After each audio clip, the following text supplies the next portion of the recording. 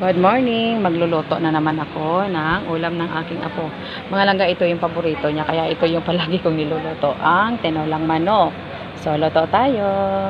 So, unahin natin yung ginger o luya. Pampawala ng langsa, mga langga. Then, bawang. And sibuyas.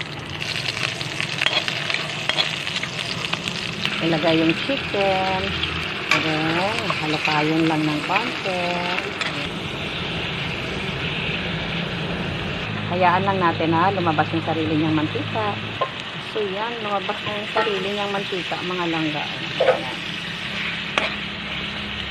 Maglagay lang ako ng kalahating basong tubig.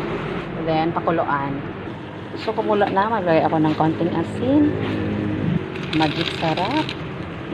And halukayin, mga langga. So, ilaga natin hanggang kumunti na lang yung kanyang sabaw. So, kumunti na yung sabaw, mga langga. Ito yung ginagawa ko. Kasi para yung mga lamas ma-absorb sa ating karne ng manok. Para lalong masarap, mga langga. Para lalong malasa. So, lagyan ko na siya ng sabaw. Maraming sabaw, mga langga. Mainit na tubig. Ito yung thermos. Ang ilalagay ko para mabilis kumulo.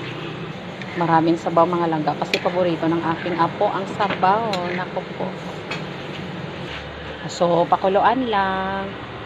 Yan. So, kumulo na. Ilagay na natin ang papaya, mga langga. Nabubulol pa ako. Takpan. So, luto na yung papaya. Ilagay na natin yung tanglad. So, lagay ko na yung malunggay, mga langga. Maraming malunggay para lalong masarap, mga langga. So, healthy kasi. Bagong pitas lahat ang ating gulay. So, halok-halokayin lang natin, mga langga. Tapos, konting kulo lang. This is it na. Yan.